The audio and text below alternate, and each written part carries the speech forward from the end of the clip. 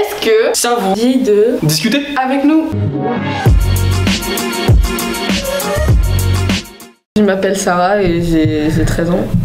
Ryan, bientôt 28 ans je crois. Oh le vieux. Je sais même plus ton âge. Ouais, moi c'est Martin et j'ai 15 ans. Moi c'est Anna Flora et j'ai bientôt 16 ans.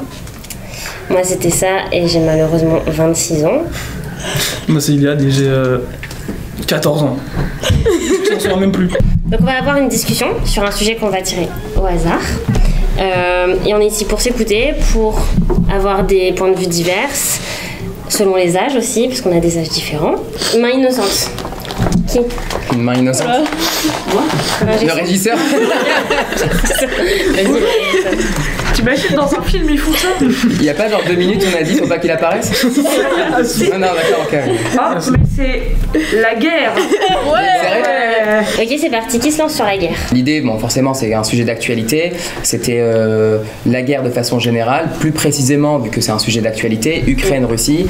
L'idée étant de savoir un petit peu qu'est-ce que vous en savez, qu'est-ce que vous en pensez, même si vous en pensez, vous n'allez pas dire la guerre c'est cool, tu vois j'imagine, mais qu'est-ce que vous en pensez, qu'est-ce que vous savez, qu'est-ce que vous aimeriez savoir, et voilà, on part là-dessus. Et la guerre pour vous c'est quoi? Il y a plusieurs types de guerres déjà. Il y a la guerre froide. T'as les guerres chaudes. Super. Quel type de guerre? Bah je sais pas, t'as tout ce qui est genre cyberguerre, Ouais, t'as les guerres de terrain, t'as les guerres économiques, les guerres commerciales je crois aussi, genre c'est un peu économique ouais, du coup. Enfin t'as tout ça, t'en as plein. Guerre politique. Guerre politique, ouais, je pense qu'on peut la relier effectivement à économique. Avec ce qui se passe en ce moment, est-ce que, moi de mon point de vue, la guerre c'était toujours dans les livres d'histoire? Aujourd'hui c'est un peu ce qu'on vit aujourd'hui. Je sais pas si vous avez ce point de vue là un peu. Ouais c'est vrai. D'être confronté à ce qu'on a toujours appris. Après on est loin du truc quand même. Hein. Oui. Oui, avec son terrain tranché, on dirait peut-être pas. Genre, franchement, ça, c'est ça. à part le prix du pétrole, ça nous a pas trop impacté. Hein. C'est pas faux. Ouais, mais ça nous impacte aussi psychologiquement en soi, parce qu'on voit tous les jours les infos. Et on voit tous les jours, même sur nos portables, on voit des news de oui, la guerre en Ukraine, comment ça avance et tout. Donc ça aussi nous pénalise un peu psychologiquement et nous dit mais merde quoi. Si ça arrive en France. Et d'ailleurs, je voulais ajouter un truc sur ce que venait de dire Iliad, c'est que tu as parlé de guerre de pas mal de choses, et il y a une que tu n'as pas mentionnée, qui est la guerre de l'information, qui est, je pense, un truc mais vachement important. Donc, guerre de l'information, ça vous renvoie à quelque chose ou pas du tout? Moi, je pense à par exemple la Russie qui a coupé Instagram ce week-end. Par exemple, donc il y a tout ce qui est censure, et après, donc ça, c'est la guerre de l'information, mais qui est directe. Qui est, on censure quelque chose, mais au-delà de ça, donc comme tu dis, je pense que toutes les infos que nous on reçoit, elles sont forcément très anti-russes, très facilement. Forcément, comme on est côté Europe, côté France, toutes les infos qu'on va recevoir sont des infos qui sont très pro-européennes. Ce qui est à peu près, on va dire, normal, mais il y a une grosse guerre de l'information aussi qui se fait à ce niveau-là. Tu penses que si on avait une autre information, on pourrait être pro-russe? Pas forcément pro-russe, mais potentiellement avoir un avis plus mitigé. Ouais. On va pas supporter on se dirait pas Poutine est forcément peut-être un peu moins Poutine est complètement taré. Tu vois. Ouais, si c'était Poutine qui nous donnait les infos, on se dirait pas qu'il est complètement taré. Vu qu'on se dirait pas qu'il a envahi l'Ukraine parce que, comme il disait, en Russie c'est pas une guerre. En Russie, il parle, je crois, même pas d'invasion. C'est un test. Pro, c'est un entraînement. C'est un entraînement, ouais. Il avait sorti un truc comme excuse, je crois que mais par exemple, tu vois, donc, est-ce que là, vous savez pourquoi est-ce que cette guerre a eu lieu? Bah oui. Pourquoi? C'est parce que c'était à l'URSS et l'Ukraine ça appartenait à l'URSS du coup. Et quand ça s'est cassé, et ça s'est fragmenté. Et du coup, Poutine il a voulu récupérer ce territoire parce qu'il appartenait en quelque sorte à la Russie avant. Ok. Ça, exemple parfait justement de guerre de l'information. Je dis pas qu'il a complètement tort, je dis pas qu'il a complètement raison, mais il manque un gros point vachement important. Bah, il y a plusieurs raisons aussi à la guerre. Enfin, il n'y a pas que l'URSS et et qui s'est coupé en deux quand le mur de Berlin est tombé, un peu après, si je me trompe pas. 91. Il est tombé en 89. 89, ouais. Mais il y a aussi, par exemple, c'est ce qui paraît, après, moi je l'ai vu aux infos, c'est que la Russie aussi voulait avoir l'accès à la mer. La mer Noire. C'est pas ça? C'est ça. Oui. C'est la mer Noire. Exactement. L'accès à la mer Noire, donc il y a un peu de ça. Et il y a le fait que Zelensky voulait se raccrocher à l'OTAN et que du coup la Russie elle serait encerclée par l'OTAN de partout. Enfin, de partout, de toute sa frontière européenne. Du coup, ce serait un réflexe un peu. Du coup, ce serait un réflexe de défense. De défense, voilà. Côté russe, par exemple, on entend, je pense, moi j'essaye de me renseigner de façon à avoir des infos de partout. J'ai cru comprendre que côté russe, c'était une grosse défense. On ne fait que se défendre. Donc ils ont attaqué parce que voilà, mais l'idée c'est que de leur côté en fait l'Ukraine et donc par leur président Zelensky se rapprochait beaucoup trop de l'OTAN. Vous voyez ce que c'est l'OTAN? Oui. Ouais. Ok. Et le truc c'est qu'ils disaient depuis 2014 en fait il y a ce problème là. 2014 il s'est passé quoi en Ukraine? Il y a pas eu la crise. Ah si, c'est le moment où Zelensky il est devenu président. Ouais, en fait. Et où ils ont remplacé un pro-russe par Zelensky qui est plutôt pro-européen. Mais comme dans chaque histoire, forcément, il y a plusieurs versions. Dans la version européenne, on va dire oui, c'était un dictateur et on l'a renversé, pouvoir au peuple, démocratie, Zelensky. Et côté russe, je crois que depuis 2014, c'est pour ça qu'ils ont pris la Crimée, qui est une partie, je crois, sud-est de l'Ukraine. Parce que eux, de leur côté, ils disaient non, c'était un gouvernement pro-russe. Et en fait, par de l'ingérence des pays occidentaux, vous avez retourné un gouvernement pour remettre un gouvernement que vous voulez. En fait, ils ont subi ça comme une attaque. En fait, carrément, ouais. L'attaque, c'est super subjectif, tu vois. Genre, pour nous et de l'information qu'on a aujourd'hui, c'est carrément la Russie qui attaque. Mais eux, quelque part, pour eux, ils ont subi des attaques avant. Ouais, donc c'est jamais clair, mais voilà, juste pour dire qu'il y a une grosse guerre de l'information. Et encore, je dis ça à tout moment, pareil, moi je suis ciblé par des informations qui sont du coup pro-russes. Et peut-être que ce que je raconte, c'est peut-être un peu faux, ou en tout cas, c'est forcément teinté de trucs pro-russes. Bon, bref, faut un peu tout lire et faire matcher un peu toutes les news, quoi. Moi j'ai une question du coup qui sort un peu de cette guerre de l'information, mais par exemple j'ai eu un peu ce réflexe là de quand l'Ukraine s'est fait envahir, si du coup on utilise ce mot là, j'ai eu peur que ça s'étende partout, que nous aussi en fait on ait la guerre chez nous. Après déjà ils envoient des giga menaces parce que je sais pas si genre il y a le gouvernement russe ou je sais plus qui a publié une vidéo genre de Paris en train de se faire bombarder. Genre ils ont fait un... Ouais mais c'est à cause de qui ça? C'est après quoi? C'est après sur Valorant tu m'as dit je vais bombarder la tour Eiffel parce qu'il a raché. Ouais je crois en plus tu vois voilà. Non je joue à Valorant et il y avait un russe en vocal et genre j'ai fait péter les plombs. Et du coup il m'a dit je vais envoyer des bombes sur la tour Eiffel et tout. Non mais ça je sais, il y a un mec du gouvernement, je sais plus c'est lequel, il parlait de... Il disait oui, on va déclarer la guerre économique, je sais pas quoi. On va faire s'effondrer l'économie russe. Voilà, et après il y a le gouvernement russe qui a répondu, tout ça sur Twitter en plus, qui a dit faites gaffe parce que beaucoup de vraies guerres ont commencé par des guerres économiques, donc faites attention à ce que vous dites et tout. C'est qui a dit ça déjà? Bruno.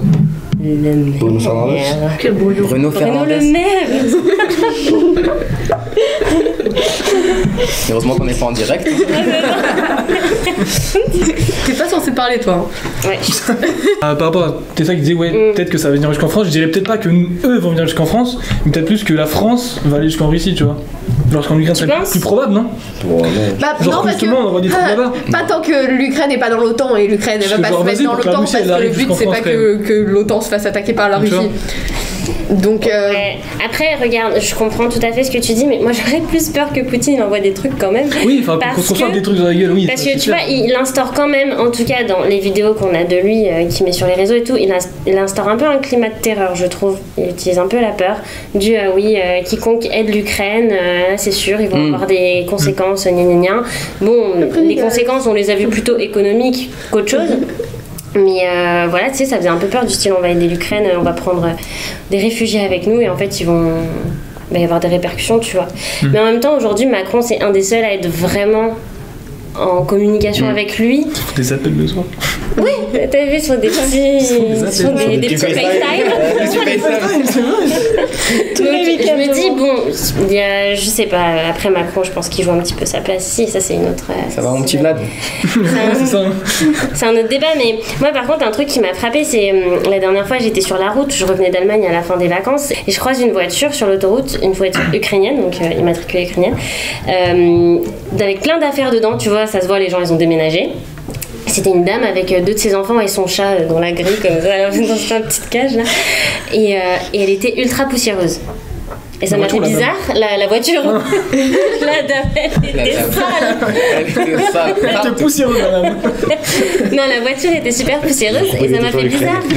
Ça m'a fait bizarre de les voir parce que du coup, ils venaient en direction, enfin, ils venaient d'arriver en France du coup. Ils avaient passé la frontière en même temps que moi et je me suis dit, est-ce que la poussière, c'est parce qu'ils ont beaucoup roulé depuis l'Ukraine parce que c'est, je crois, 14 heures de route, 15 heures de route, un truc comme ça. Non, quasiment 20, je crois. Ah ouais? Ouais, 23, je crois que j'ai cru le voir. Du coup, ça fait beaucoup de route. Ou alors, est-ce qu'il y aurait un truc qui a explosé pas loin de la voiture de la dame et que tu vois ce qui est possible, qui est un peu poussiéré tout ça, et ça m'a fait très bizarre de, tu vois, on voyait que des vidéos, on voyait que des trucs comme ça sur Twitter et tout, et là de le voir devant moi. Ouais, que ça se concrétise. Bon, après je l'ai doublé parce que crois pas, avec ta voiture poussiéreuse tu vas aller plus vite que moi quoi. Mais je me suis dit ça fait bizarre, tu vois, quand même d'être confronté à ça dans la vie réelle. Moi ce que j'ai eu peur, enfin ce que j'ai peur aussi aujourd'hui, après bon ça m'étonnerait, mais j'ai toujours une petite appréhension que la Russie essaie d'attaquer la Pologne, donc essaie de franchir ou d'attaquer au moins les pays qui sont frontaliers à l'Ukraine, et donc comme les pays qui sont frontaliers à l'Ukraine du côté Europe sont tous en Europe, donc en soi s'il y a un pays en Europe qui se fait attaquer, toute l'Europe est concernée, donc toute l'Europe aussi doit réagir, et donc ce que j'ai peur, un peu comme toi, j'ai peur que en fait s'ils vont aller plus loin parce qu'on leur donne des armes ou des choses comme ça à l'Ukraine, que en fait ça devienne un peu une guerre mondiale quoi. Que ça devienne Après Poutine, je pense qu'il est assez intelligent pour pas aller attaquer l'OTAN, tu vois. Genre il va dire déjà l'Ukraine ça suffit. Déjà je les ai un peu vénère l'Europe. Je pense. Genre je vais pas aller taper leur territoire. Et après il y a aussi autre chose qu'il faut prendre en compte, c'est qu'une guerre, je pense, ça coûte archi cher. Donc déjà là ça coûte vachement cher. Donc nous on voit de notre côté, on va dire, c'est toujours l'inflation qui est après le Covid, etc. Là on voit le prix à la pompe là qui passe. Mon plein qui était. Ça descend un peu, oui, parce que je crois qu'ils ont fait quelques petites choses. Bon, ils ont intervenu, pardon. Mais mon plein qui était à 60, là il est à 80, tu vois. Mais de l'autre côté russe, je crois, j'ai plus les chiffres en tête, mais je crois que 2/3 de leur PIB, de leur exportation, pardon, c'était le gaz et le pétrole. Donc si l'Europe arrête d'acheter, etc., ce qui est très compliqué, hein, mais ça va leur coûter aussi très cher. Et en plus, la Russie n'a aucun intérêt, tu veux qu'ils fassent quoi? Ils prennent la Pologne, ils prennent la France, ils prennent l'Allemagne, après ils en font quoi? Ouais, c'est sûr. Mais après, moi, je me demande jusqu'où ça va aller parce que regarde, là, il y a un peu des sanctions de tout le monde. Genre, McDo, ils ferment les restaurants en Russie. H&M, ils arrêtent d'envoyer les colis, ils ferment leur magasin aussi et tout. Je me dis, mais enfin, quand est-ce que ça va s'arrêter? À quoi ça sert? Ils veulent aller jusqu'où? Et puis si Poutine il se trouve enfermé chez lui et qu'il a plus de moyens d'en sortir, il fait quoi en fait? Bombe nucléaire. Voilà, exactement. C'est ce que disait, je crois, Biden. Il disait le problème, c'est qu'il faut certes sanctionner la Russie, mais tout en laissant une porte de sortie. Et Biden, il disait attention aux sanctions. J'ai l'impression que vous êtes plutôt violent et que il dit, je dis vous, mais qu'on est plutôt violent, tu vois, sur les sanctions, et que s'il n'a pas de porte de sortie, oui, forcément, comme un être humain, tu vois, il est complètement dos au mur, il risque de péter un câble, quoi, tu vois. Mais ouais, j'avoue. La Russie, c'est celle qui a le plus d'armes nucléaires. Enfin, c'est le pays qui a le plus d'armes nucléaires. 6 000, je crois. J'ai ça en tête aussi. Après aussi, ce que je pense, c'est que il sait très bien que Poutine, en même temps, s'il envoie une arme nucléaire dans un autre pays en Europe ou n'importe où, il sait que nous, on va lui renvoyer aussi. Et donc tout le monde va perdre en soi. Si ça devient une guerre mondiale, tout le monde va perdre. Donc c'est pas non plus ce qu'il veut. Il n'y a aucun intérêt, c'est pour ça que je dis ça. Non, mais il faut juste pas qu'il se retrouve dos au mur. Je pense, c'est surtout ça qu'il faut éviter, on va dire. Il dit franchement, quitte à ce que je crève, autant que tout le monde crève. Voilà quoi. Peut-être tout le monde dans sa chute, oui, carrément. Ouais, c'est ça. Mais là, a priori, les bombardements en Ukraine, ça vise vachement les hôpitaux, les maternités, les hôpitaux d'enfants, ils visent les hôpitaux d'enfants. Les hôpitaux d'enfants. Oh, c'est beau, les hôpitaux. Un truc, l'Amérique, les États-Unis et la Russie détiennent 90% des bombes nucléaires du monde. Les deux. Merci Wikipédia. Non, mais c'est bien, comme ça, on regarde. Bah, c'est bien. Mais pareil, ça, par exemple, tu vois, je reviens du coup à mon premier point. On dit que certes, c'est les maternités, les hôpitaux qui sont attaqués, tu vois. Les hôpitaux des enfants. Ça va le faire. Et par exemple, tu vois, pareil, j'ai pas envie de dire on n'en sait rien, mais c'est les infos qu'on nous donne, c'est les infos qu'on nous envoie. En même temps, il y avait, je crois, récemment une info où il y avait une femme un peu enceinte, je crois, qui avait été attaquée, je sais pas quoi. Et finalement, non, en fait, je dis un peu enceinte, tu vas comprendre pas. Elle était enceinte, et en fait, ils ont montré que c'était une vidéo qui avait été tournée bien avant. Enfin, c'était, enfin, tu vois, il y a des. Après, il y a de la désinformation. Ouais, c'était une influenceuse. Et il y a de la désinformation partout. Il y a de la désinformation, il y a de la propagande, et donc c'est archi compliqué, je trouve. Mais ça, dans toutes les crises, le 11 septembre, les vraies photos et tous les montages, c'était impressionnant. Poutine, il a aussi quand même dit, c'était avant la guerre en Ukraine et tout, c'était, je sais plus vraiment quand, je saurais pas la date, mais il avait quand même dit aussi que s'il y avait une troisième guerre mondiale, la quatrième guerre sera avec des pierres et des bâtons, donc il se rend aussi compte que s'il y a une troisième guerre, on est tous à plat, quoi. Et tu sais qui a dit ça à la base? Non. C'est pas Einstein. C'est Einstein qui a dit ça à la base. Il avait dit la troisième guerre mondiale sera nucléaire et la quatrième se fera avec des bâtons et des cailloux. Il a tout prédit. Ah, parce qu'il y aura plus. Il me semble. Bah, l'idée c'est que oui, si t'as une guerre mondiale qui est nucléaire, il y a de fortes chances que. Bah, soit t'as une puissance qui a pris les devants, qui a bombardé tout le monde, etc. Soit tu m'envoies un missile, je t'envoie un missile, ils s'envoient un missile, ou s'il y a un missile qui explose au milieu.